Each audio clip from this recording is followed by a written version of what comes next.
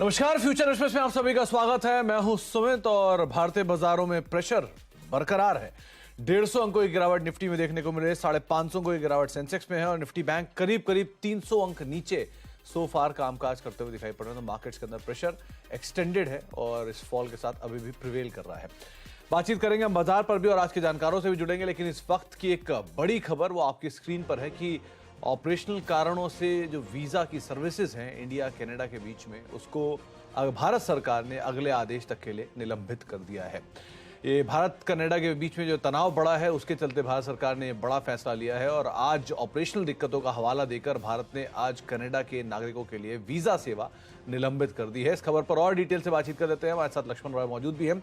तो लक्ष्मण जी, ये ongoing tensions थी और उसके बाद अब एक बड़ा स्टेप इंडियन गवर्नमेंट की तरफ से लिया गया है। कैसे इसे रीड करें, कैसे समझें?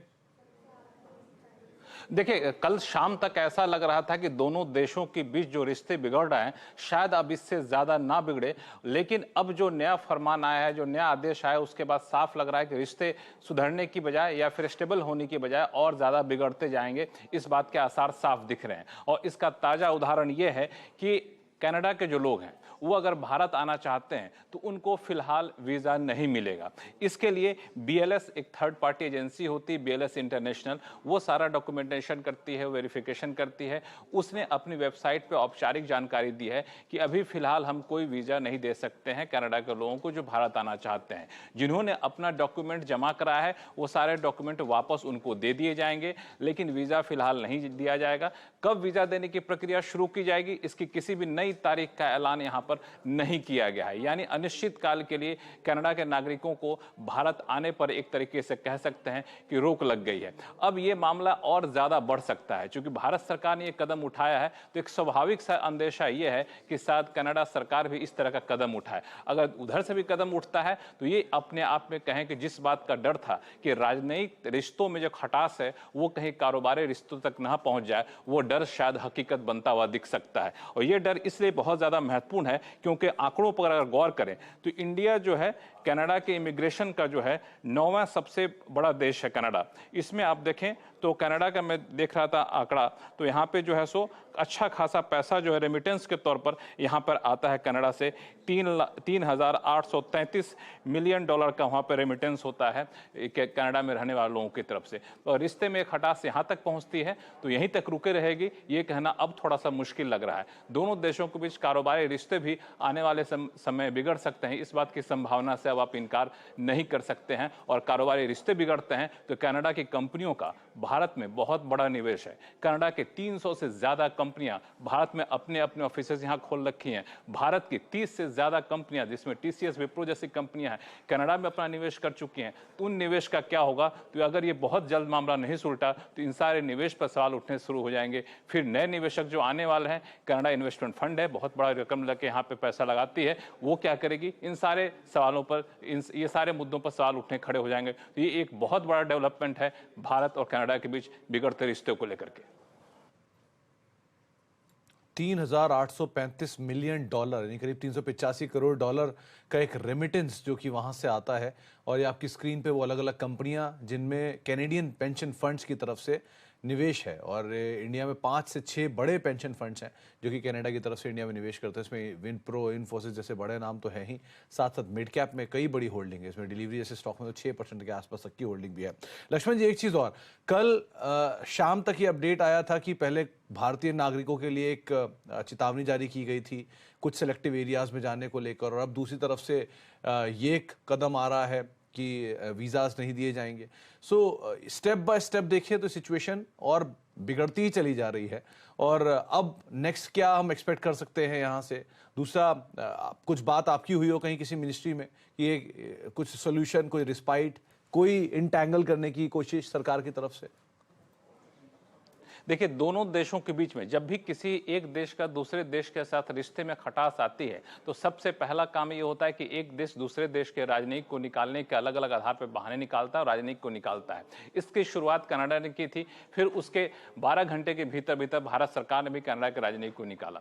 लेकिन उसके बाद स्थिति आमतौर पर बातचीत के जरिए सुलझाने की होती है। लेकिन अब ये वीजा पर रोक लगाया जाना एक बहुत बड़ा कदम है, ये आमतौर पर होता नहीं है। वीजा पर रोक लगाए जाने के बाद अब जो अगला ज्यादा डर है, एक्सपेक्टेशन उम्मीद नहीं कहा जाए, एक आशंका है। आशंका ये है कि एक कारोबार को कहीं ना कहीं नॉन टैरिफ बैरियर के जरिए, जिसमें टैक्स न लगाते हैं, अलग अलग तरीके से जिस देश के साथ रिश्ते अच्छे नहीं होते हैं उस देश के साथ इंपोर्ट को हम रोक देते हैं, वहां के होने वाले एक्सपोर्ट को रोक देते हैं, तो वो सब एक प्रस्ताव होता है, वो सब एक विकल्प होता है। जैसा कि हमने पिछले दिनों चाइना के मामले में देखा, करीब सालों पहले यूएस के मामले में देखा कि एक ऐसा प्रावधान कर दिए जो टेम्पररी मेजर के तौर पर, ये डब्ल्यूटीओ के नियम के हिसाब से भी सही माना जाता है कि एक अस्थायी आप ऐसे कदम उठा सकते हैं। अगर इस लेवल पे कदम उठने शुरू हो गए, तब जिन कंपनियों के निवेश का आप हवाला दे रहे हैं या फिर जो हम लोग का एक्सपोर्ट इंपोर्ट होता है उसका हवाला आप दे रहे हैं, तो वो एक वाकई एक बहुत खराब स्थिति होगी दोनों देशों के बीच रिश्ते को लेकर के, दोनों देशों की अर्थव्यवस्था को लेकर के।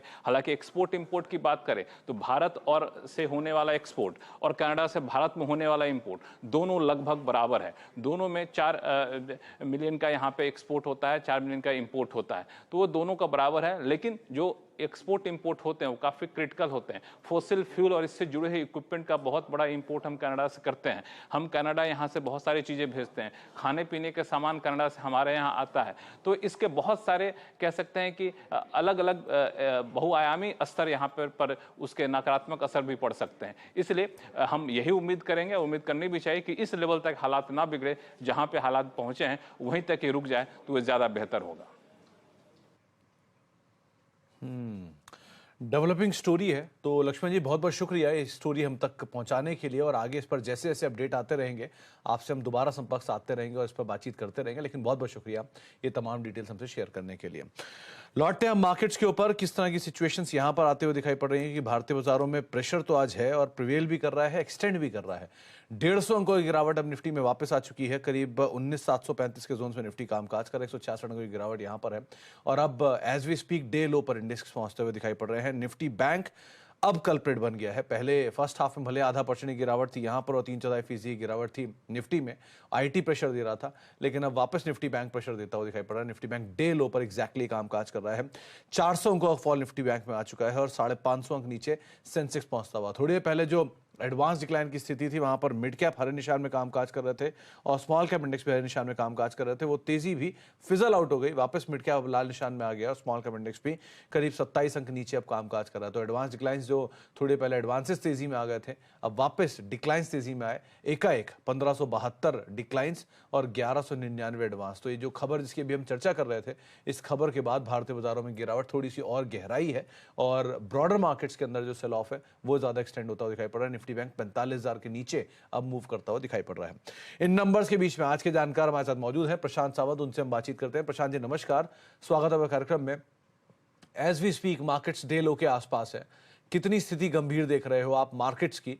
क्या निफ्टी बैंक जो क्रूशियल जोन्स था आज लग रहा था कि इसको होल्ड करेगा, डीएमए को उसको होल्ड कर पा रहा है या फिर मूव करेगा फर्दर? कैसे रीड कर रहे हो आप मार्केट्स को? सुमित जी गुड आफ्टरनून और सभी दर्शकों को नमस्कार।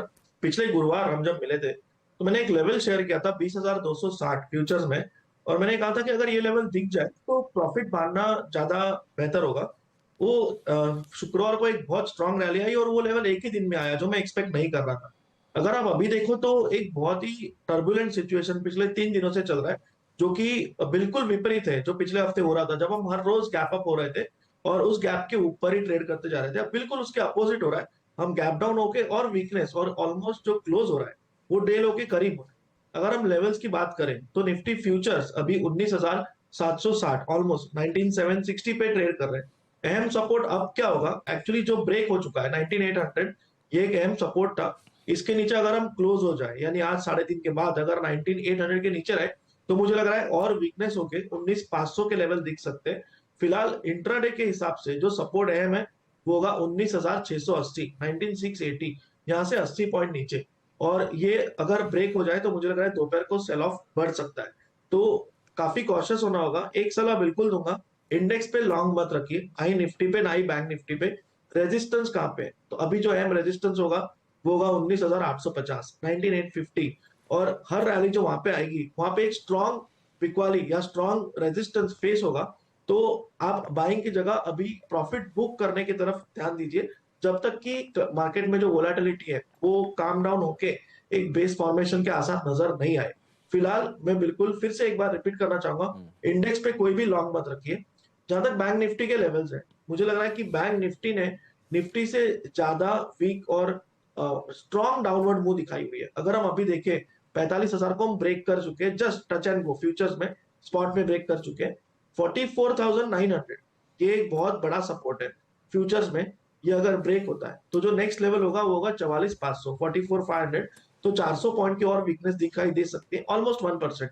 तो अगर किसी के पास अभी भी लॉन्ग हो, मेरे हिसाब से होने नहीं चाहिए, तो आपके लिए मेक और ब्रेक लेवल 44,900 होगा। फ्यूचर्स में ये ब्रेक हो जाए, मेरी स्ट्रिक्ट सलाह होगी तो लॉन्ग से आप निकल जाइए। जी, तो 80 पॉइंट नीचे का एक स्टॉप लेके पहले तो आप इंडेक्स पे पहली चीज तो आप लॉन्ग मत रहिएगा। ये एक साफ राय प्रशांत सर ने आपके सामने रख दी है। चाहे निफ्टी हो चाहे निफ्टी बैंक हो, आप लॉन्ग मत जाइएगा।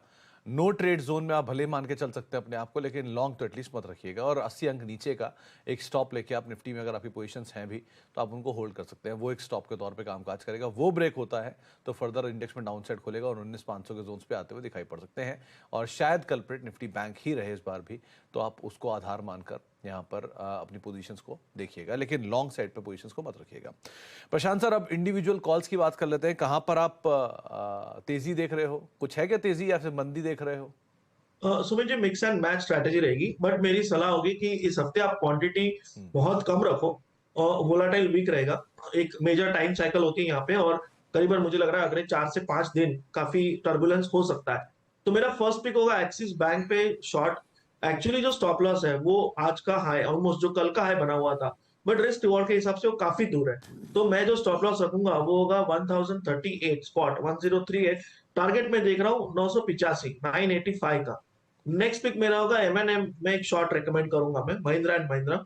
यहाँ पे मेरा स्टॉप लॉस होगा 1618, 1618। यहाँ पे 1600 के जितने नजदीक आप बेच पाए वो बेहतर होगा। और अगर आप 1620 के ऊपर स्टॉप लॉस रखो तो और ज्यादा स्ट्रॉन्ग स्टॉप लॉस होगा टेक्निकली।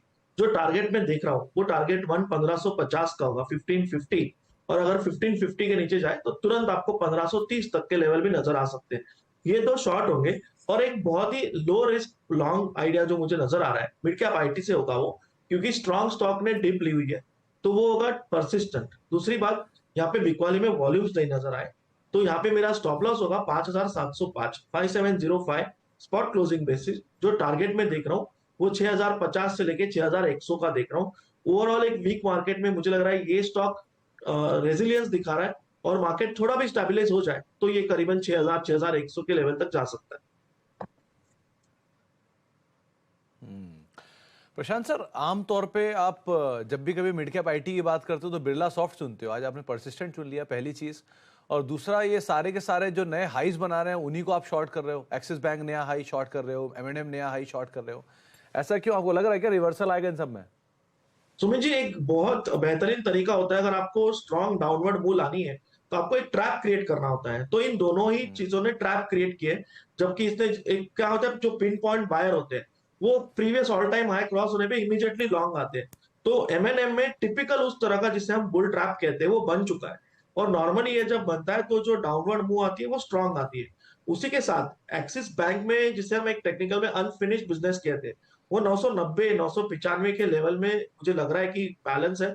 यहाँ तक स्पॉट आसानी से विजिट कर सकता है। तो दोनों में ही रिस्क रिवॉर्ड जस्टिफाइड है। बट जो पॉइंट आपने देखा वो बिल्कुल ही सही है, और ये बुल ट्रैप बना हुआ है, इसीलिए मैंने शॉर्ट रेकमेंड किया। तो एक्सिस बैंक, एमएनएम शॉर्ट, और लॉन्ग साइड पे आप परसिस्टेंट देख सकते हैं, जो कि आज वैसे भी आउट परफॉर्म कर रहा है। अगर आईटी सेक्टर देखेंगे ओवरऑल तो प्रेशर में है, लेकिन परसिस्टेंट जो है वो आउट परफॉर्म करता हुआ दिखाई पड़ा हरे निशान में। तो आप 985 के टारगेट्स के लिए एक्सिस बैंक को शॉर्ट करेंगे, एमएनएम को शॉर्ट करेंगे, लेकिन परसिस्टेंट लॉन्ग जाएंगे 6050, 6100 के टारगेट्स के लिए। बाजार में गिरावट गहराई, 170 अंक नीचे अब निफ्टी पहुंच चुका है। डे लो पे एग्जैक्टली कामकाज कर रहा है। और साथ साथ निफ्टी बैंक ये भी पूरी तरह से बिकवाली में आ गया। 1.25%, 1% से ज्यादा गिरावट, 464 अंक नीचे निफ्टी बैंक अभी ट्रेड करता हुआ। ब्रेक का वक्त है, ब्रेक के बाद लौटते हैं। प्रशांत सर से एक सस्ता ऑप्शन आइडेंटिफाई कराते हैं और कुछ और स्टॉक से बातचीत करते हैं। छोटे से ब्रेक के उस पर।